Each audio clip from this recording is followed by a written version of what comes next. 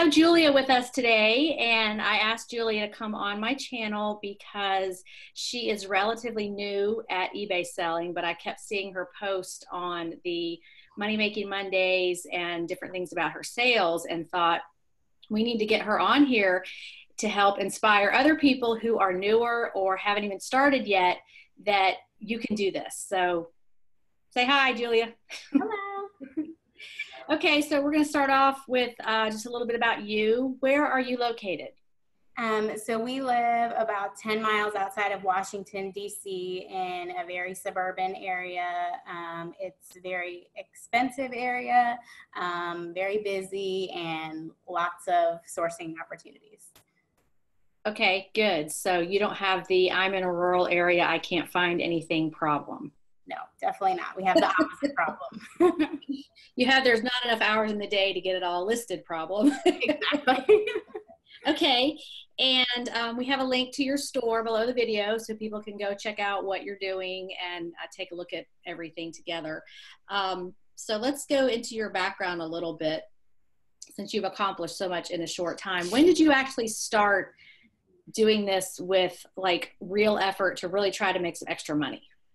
I started in the very end of February, so like the last 2 days of February, so it's been less than 6 months. Okay, so today is July 19th, 2019, and very busy at your house this morning. Yes. So yeah, just like 3 or 4 months really. And what kind of profit are you looking at a month at this point? So right now my goal is to make on average $1,000 a month. Last month I ended the month at $989. Oh, just about got it.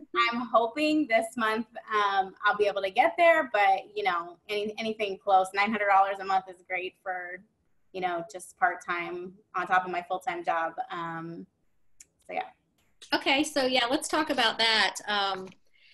So backing up to when you started, had you kind of been fooling around with eBay a little bit here and there, or were you brand new account, all of that?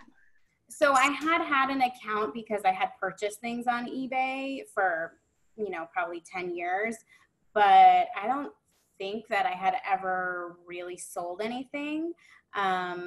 So starting in the end of February, those were my first listings. And yeah, I started pretty much brand new. Okay. And it's funny that you and other people say, I don't think I've ever sold anything. And it's like, what? How could you not remember that? I might have tried, you know, when I was in high school or something, like I might have heard about it somehow, but I don't remember. Yeah. No, yeah, it's just kind of like, maybe I did. I don't know. Because for me, it was like such a memorable thing. Like, I sold something and I'm going to do that again. Yeah. So, well, now it's like that. Yeah, definitely. So you work full time. What is your full-time job? So I do a fundraising consulting for nonprofits. So it's very busy. It's very stressful. A lot of numbers, a lot of details. Client services. I have to work with our clients. So yeah, it's a pretty demanding job. Okay, so I'm a detail person. I'm just curious, like, what do you do all day? What does that mean, fundraising consultant? So I do a lot of analysis on their programming, run a lot of numbers, reports, give them suggestions on their different campaigns, their strategies. And then I oversee a team of people who manage their campaigns. So we also manage the, you know, the day-to-day production and things like that. So you're helping them do fundraising better, more efficiently, keep more of the money, that type of thing. Yes. So I make money in my full-time job and I like to make money in my part-time job. Yeah, I was going to say that kind of parallels the whole thing of, you know, keeping your costs down, focusing on your profit, how you want to keep as much money as you can. So you're already in that world thinking that way anyway. So, exactly. Okay. And you're married and you have kids.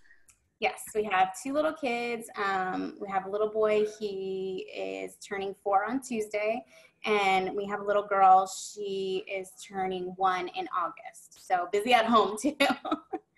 Very. So you are like the poster child for the busy, you're not stay-at-home mom, but you're busy mom, which, if you work or if you don't, any mom with little kids is busy. Yes. I don't know how you work with little kids, because I was never, when my first one came and I saw how that worked, and I was like, I'm going to stay at home. It's just too hard to get everybody ready in the morning and get out the door and that kind of thing. So it's huge, whether you're a working mom or stay at home, little kids are so time consuming, so much energy goes into that. So I don't even know how you get anything extra done. I know I could not have done eBay when mine were little. I'll just say that. I don't know. Honestly, I don't know how I'm doing it. I just take it day by day. And, at the end of the month, I see the numbers and I'm like, wow, I don't know. It's working. Yeah, you're doing something right. So you've got a 4-year-old and an infant and a full-time job. And so what does your husband do? He's an accountant. Okay, lots of numbers going on in that house. Yep. Okay, great. So what spurred you what was the inspiration to start selling for extra money on the side? So we had some friends from out of town come to visit us, and the guy was telling us that he started doing this in his time. He has a job where the hours work out really well for him. So I think he does it in the mornings. He has to go to work in the afternoons. So their kids go to school, and he has a period of time in the mornings or maybe early afternoons where he can do his sourcing and his listing. And he was telling me all about it. And he was saying that he went to estate sales. And he was like, let's go to one this weekend. I'll show you guys how to do it. And we were like, okay, let's go. So the 4 of us adults and 4 kids all went to some estate sales in the neighborhood, and he was looking stuff up, and we were, just kind of along for the ride. And then we got home and I was like, hey, I think I could do this. That was really fun and really interesting. And so he's like, just start with stuff that you have at home. So I just dug through my closet and pulled a few things out. And I had also bought a couple things at the estate sale. So I started really small with 5 listings or something. And one of the things I got from the estate sale sold maybe within a week. And so I was like, oh my gosh, it works. And just started from there. Okay. So you remember that item. Okay. Yeah. Good. So eBay is definitely not your only household income, but that's okay. It doesn't have to be for everybody. So what kind of things do you sell? I sell everything. So I do a lot of clothes because I know clothing brands. I have worked in retail. I have expensive taste. And so I just know a lot of higher end brands. And that's easy for me. So I kind of do that as like a staple just to, keep things moving. But I love learning new things. I love listening to your videos and learning about all the weird things that sell. So I've sold everything. I've sold, I started selling like some medical supplies, random like household things, Didn't you mention you saw something in one of my videos and then you found it like the next day or immediately or something? What was that? So I think you had the medical, like something about medical devices. Oh, okay. In the premium library, there's a course on medical stuff because people get, these different things after a surgery or whatever, and they use them for a period of time, or it's the person, you get well and you don't need it anymore, or it's an estate and it ends up in a estate sale or a thrift store. Exactly. So a neighbor, I think a friend of a neighbor had given him some medical supplies that he no longer needed. And And then he offered them out to the neighborhood, and I was like, I'll take them. And I went over there as soon as I could get there, picked them all up, listed them that night, and I think they sold in like 12 hours or something like that. Yep. And I was actually shocked. They went to, I think they went to Canada, and they went to, it seemed like a younger woman, like maybe someone about my age. So it just goes to show you, you just never know who's going to buy anything. And those things are lightweight, easy to ship. They're small. So that was a win. So yeah. There are no coincidences in life. You learned about that exactly at the right time, so you could be there to get that item. That's true. I totally believe that. That's so true. So you mentioned clothing. I bet in the DC area you can find lots of high-end, nice stuff. Yep. I probably live within, I hear you talk about it all the time, but I probably live within 3 miles of like maybe at least 5 thrift stores that I can think of. I mean, it's just endless. There's so many opportunities here. I'm pretty sure, we're not even going to need cars anymore after a while to get to the thrift stores. They're just more and more. They keep building more and more. And I don't ever have to go more than 10 miles from home ever to do anything anymore. I know. And they just keep building more and more everything, really, not just. Yeah. So this is not going to slow down. And another thing that's good about this business is it's somewhat recession proof, because if you think about it, if we get into a recession and people lose their jobs and money is tight, they're going to start, if they haven't already, they're going to buy more on eBay because it's cheaper, it's pre-owned, get a good deal. And so you're in the right place if that ever happens to the economy. I've always thought that, more people are going to turn to this and not go to the mall and pay full price for stuff. They're going to get it on eBay. So we'll be ready.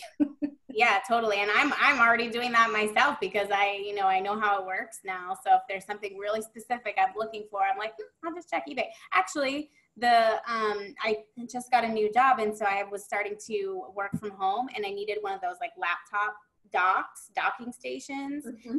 And I got one on eBay for $25, and in the stores they're like 50 or more. So I do the same thing.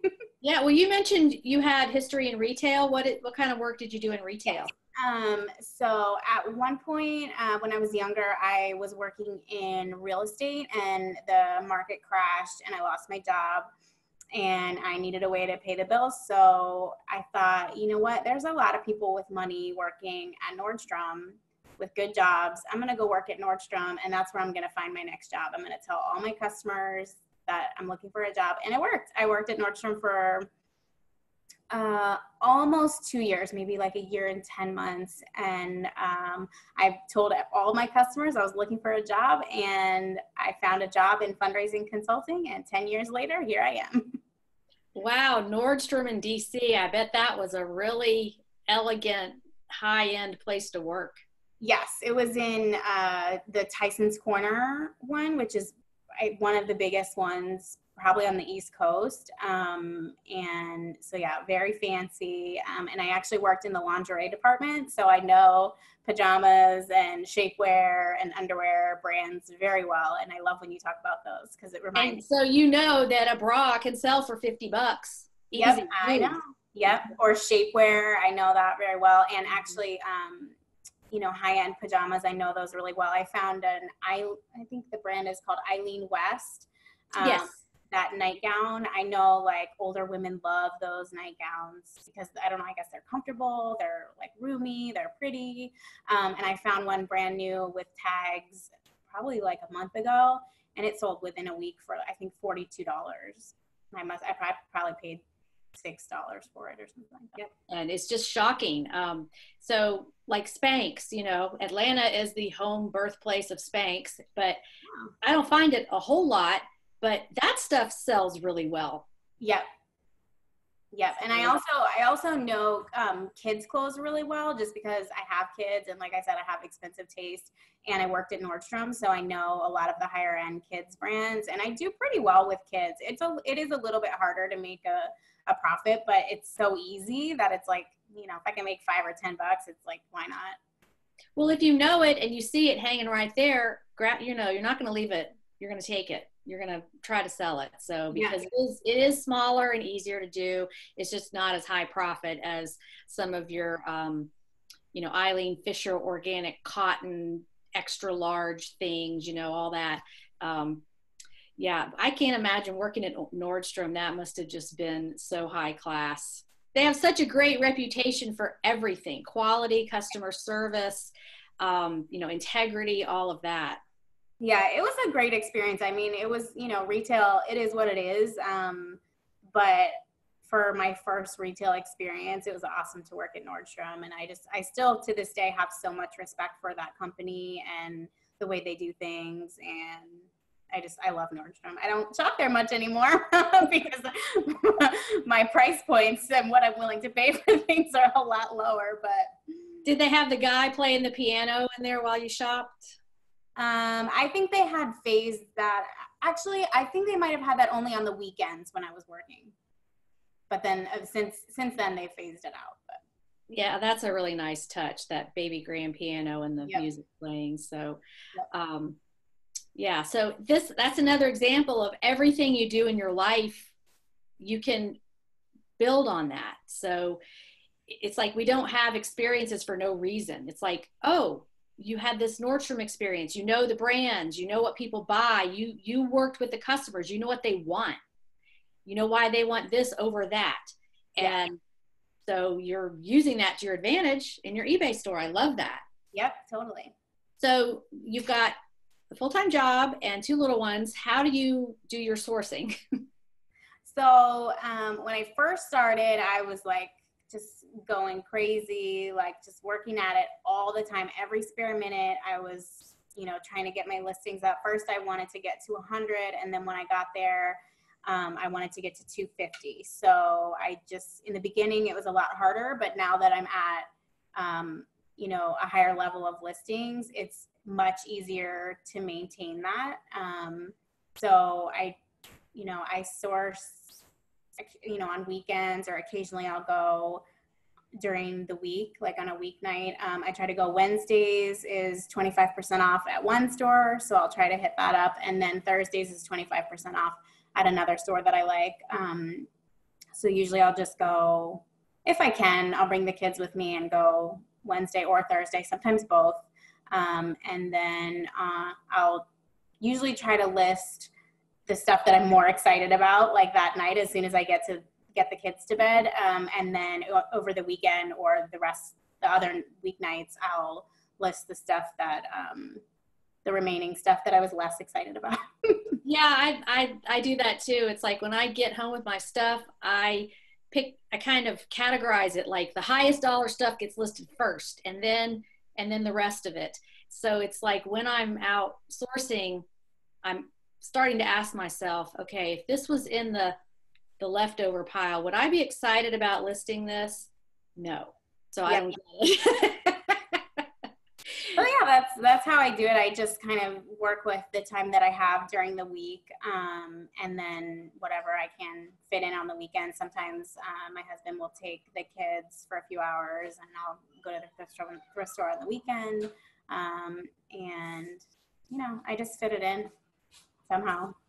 So that was my next question of how does he help with the business? And it seems like he takes care of the kids so that you can have the time to do it. Sometimes he works a lot. He runs his own business as well. So he doesn't have a whole lot of extra time. But occasionally he'll take the kids to do something, and then, I'll be running errands. I'm supposed to go to the grocery store, and I finish up the grocery store real quick, and then I make a beeline. Yeah, my car just automatically drove into Goodwill. I don't even know what happened. But since he owns his own business as well, a lot of times he'll bring home boxes from his office for me, or like shipping supplies, or like in our neighborhood, we have our neighborhood email list. And so when he sees things that people are offering up for like free or really cheap, he'll forward me the emails a lot of times to make sure that I see them. So yeah, he's on board. He's supportive, basically. He struggles with it. I think he thinks it's a little weird. And I think he doesn't quite agree with the moral compass of it. But we have a ongoing discussion about that he thinks I'm stealing from the poor, and you know, you had a whole video about that. So I used I think when you look at the amount of stuff that is left in the thrift store, and it's like they sell it off to either other countries or other thrift stores, it's like, you know, there's not even enough for us to do it. You know, right. if I don't know how many millions of resellers there are in the United States, there's a lot. Right. There's 176 million users on eBay, but I don't know how many are sellers versus buyers and all of that. But, you know, I don't see that a needy person needs a 100% cashmere sweater new with the tag, you know, and when you got to look at the other side of it, it's like the resellers who are doing this so that they don't have to be on public assistance, or they don't have to be on disability. They can use this so that it takes the burden off the government assistance, and, you know, you are responsible for yourself. So, and you just look at the statistics of how much stuff there is and all these storage facilities that are being built to hold everybody's extra stuff because their houses are full. It's like, you know, maybe I should have a chat with him. Yeah, I mean, I tell him, like, I go through all the talking points, like, there's so much stuff out there, like, you know, there's enough for everyone.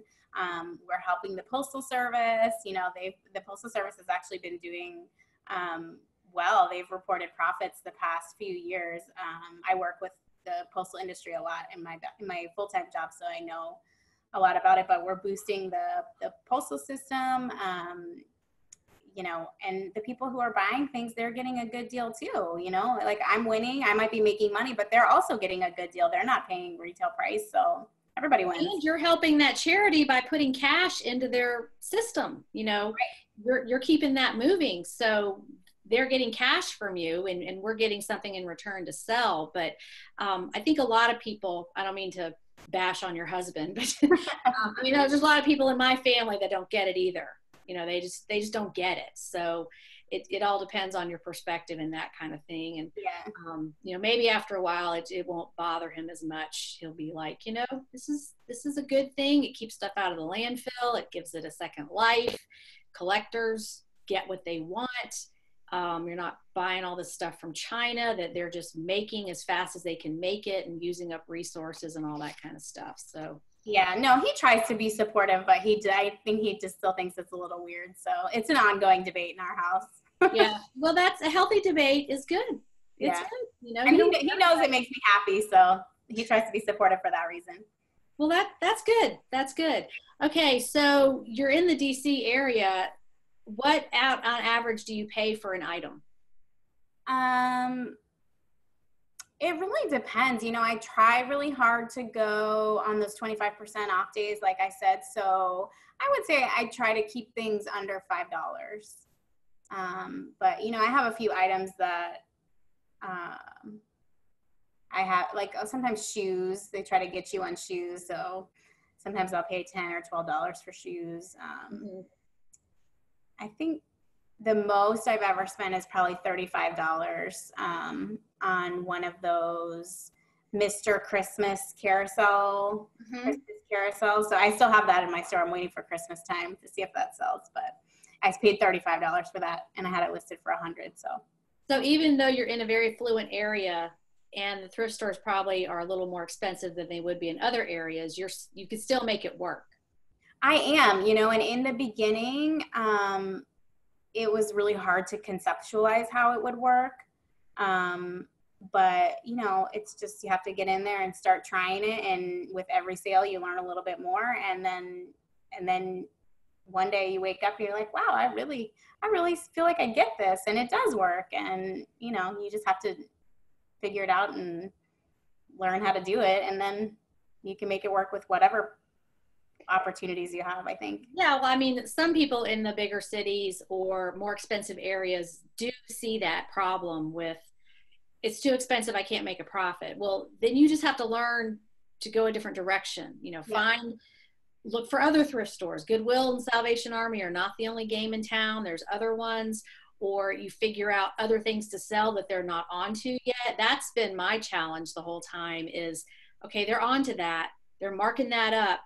What else? What do they not know about? And I found some stuff the other day that it was like this brand new with tag $300 dress. It was regular price, but they had like $18 on a, Talbot's dress with a $50 tag. So it's just, they're never going to know. Thrift stores are never going to know as much as we do because we're doing this all the time. And there's always more brands coming out or more things that people want. In one of my sales update videos, there was something about the leather binders, like the day runners and stuff. Oh, and I couldn't figure out what is going on with that. Well, I learned that that's a big craft thing now. People are making them up, personalizing them and doing stuff to them. And so that's why they want them. And that's a new thing. Thrift stores are they going to mark up every leather day runner and planner and Franklin Covey leather binder? Are they going to mark every one of those up to $20? No, because they won't sell them. Yep. So, and one of the things I mentioned that I really like doing kids stuff because I know the higher end brands. I actually, so we have some family in town right now, and our nieces and nephews wanted to go to the thrift store with me. So last night we went and I found this pair of really cute, like almost brand new Hannah Anderson kids pajamas. And I always do really well with those, especially when you find like the nice sets, because they're usually just, hidden in the kids section. And I don't even know how much they are retail, probably like $60 retail, and they're just in with the kids stuff, the Carters and all that stuff for $3, $2, $3. So I always do really well with those, and you just have to find ways around it. Yeah, well, I never knew those kids brands because, like I said, I quit my job to be a stay-at-home mom, and we were poor on purpose.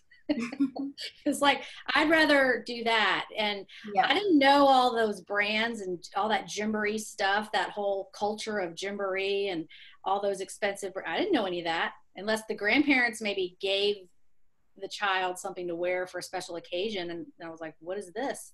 But I would never have spent that kind of money on that. Yep. So good for you. Good for you. So you're pretty new to this. I'm guessing you don't outsource anything. You do everything yourself. Yep, I do everything myself. Okay, that's good. Keeping it manageable. Not everybody needs to have that giant business with employees, and I'm all about keeping it manageable. Yeah, I definitely want to grow. I definitely want to try to kind of do a little experiment like I know you're doing, where I just kind of slowly increase my listings and just see what happens. But it's definitely a challenge with everything that I have going on. Well, and you have no plans to do this full time. You've got your full-time job that you like.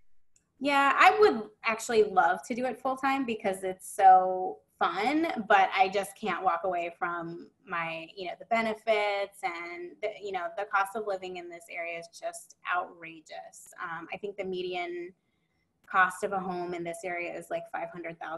So it's just, it's like I need my full-time job, but then I need eBay too, just to make it work. So. Well, you've learned how to do it. So that's just like this little thing on a shelf that you've got. If anything ever happens with your job, or you decide to move, or your husband gets transferred or whatever, you have this to fall back on. And, I think really the skill of reselling, I think these days is more valuable than a college degree. I mean, what's that saying?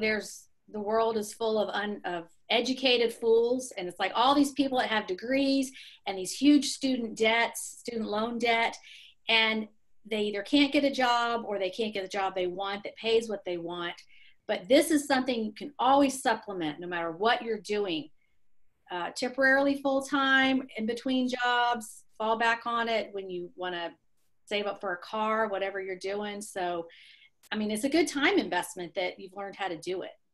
Totally. And kind of along those lines. So I mentioned I just recently got a new job like in the past 2 months.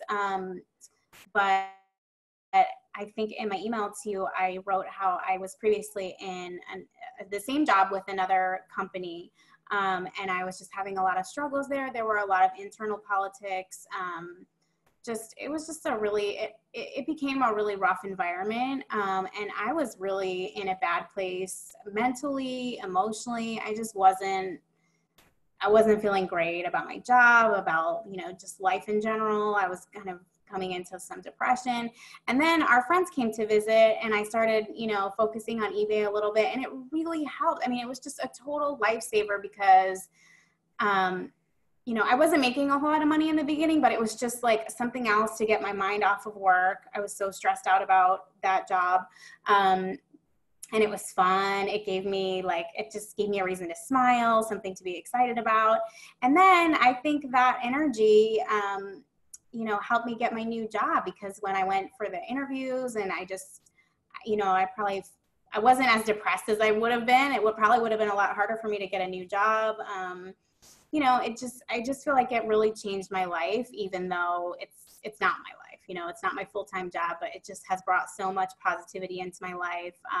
And even with my new job, I don't have to be so stressed, because it's like, it's never I don't think I could ever make it supplement my full-time income, replace my full-time income, because I do pretty well, but it just takes the edge off, you don't have to worry. Like if anything happens, I have this to fall back on for temporary, Well, yeah. And what you're describing is it's an interesting, fulfilling distraction from other parts of your life. And I love to see, especially women that do this, because it's your own, it's your thing. You run it the way you want. Nobody can take it away from you.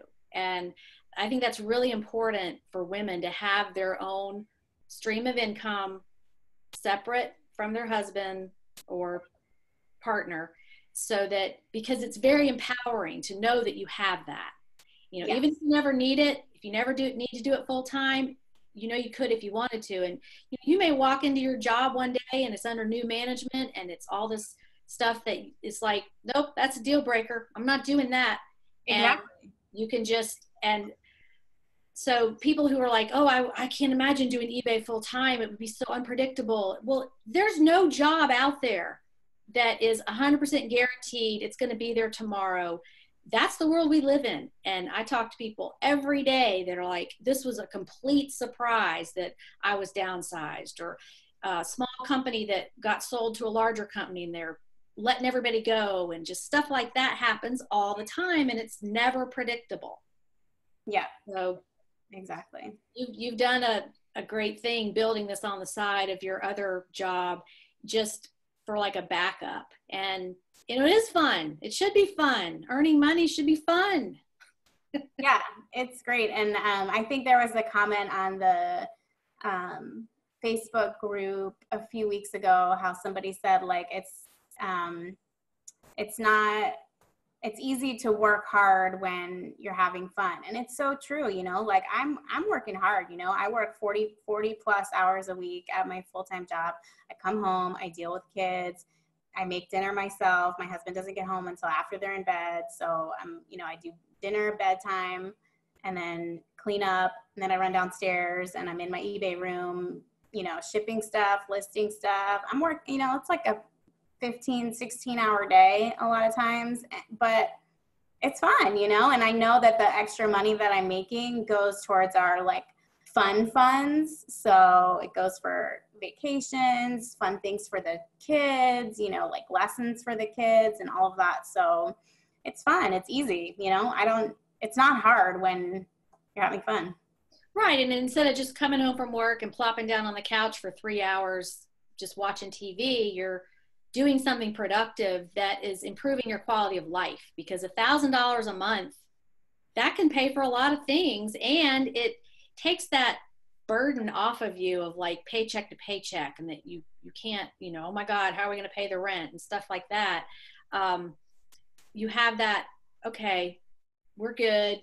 We have this going on with eBay, and it's not as stressful, and it's just a fun, I hate to call it a hobby, because you're making money and it can turn into a business. So I feel like when people say it's a hobby, they're kind of, that's almost insulting, you know, because there's more to it than it just being a hobby. Yeah. Yeah. It's a hobby business. Yeah. I mean, it's both, but you could always turn into something more if you wanted it to.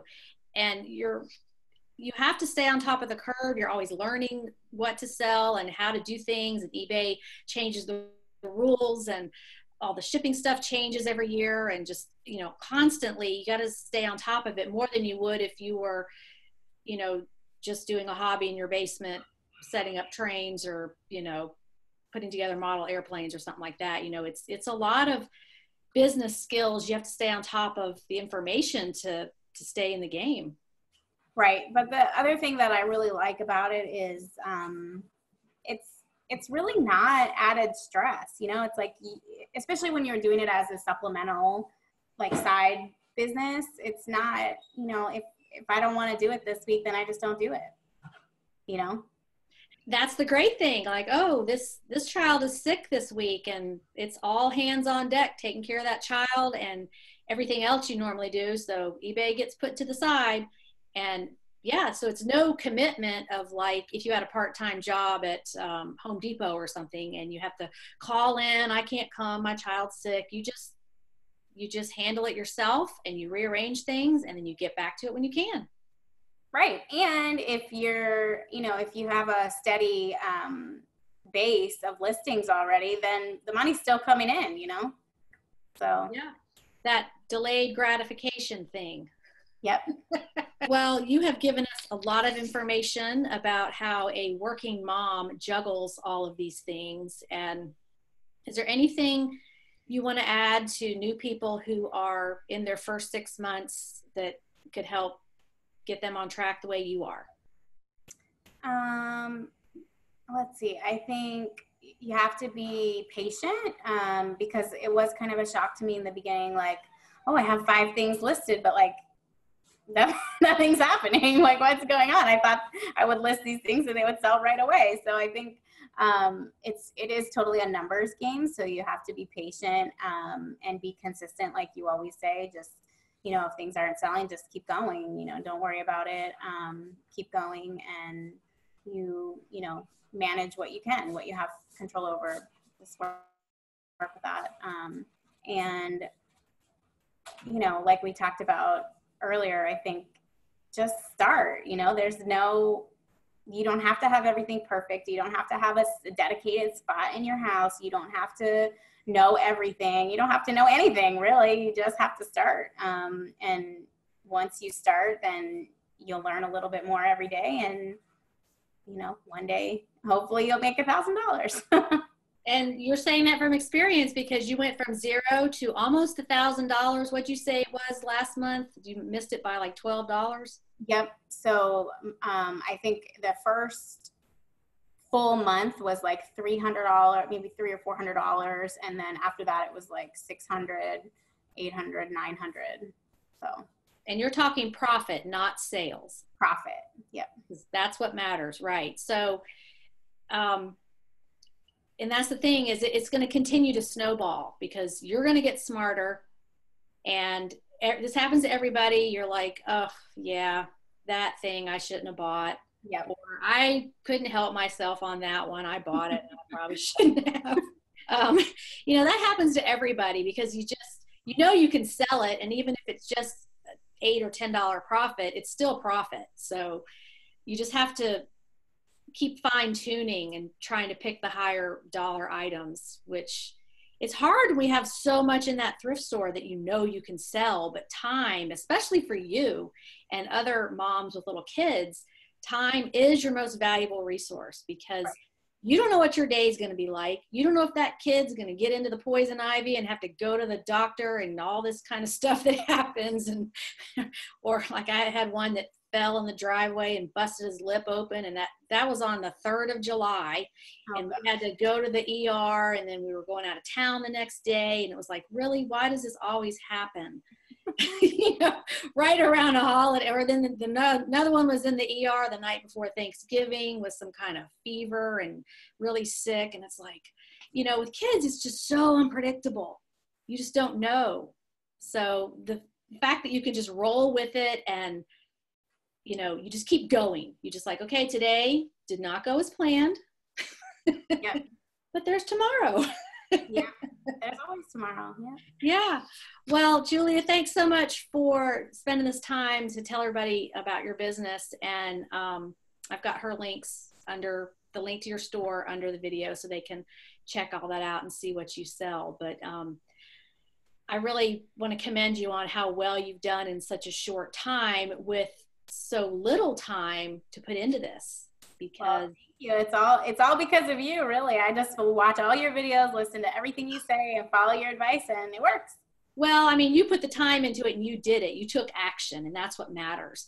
I know we've got a lot of pre-retired and retired people that have way more time than you do that are looking at this. So if you guys haven't started yet, just start, because 6 months from now, this could be you. And that's just jump in. You just have to jump off the cliff and do it.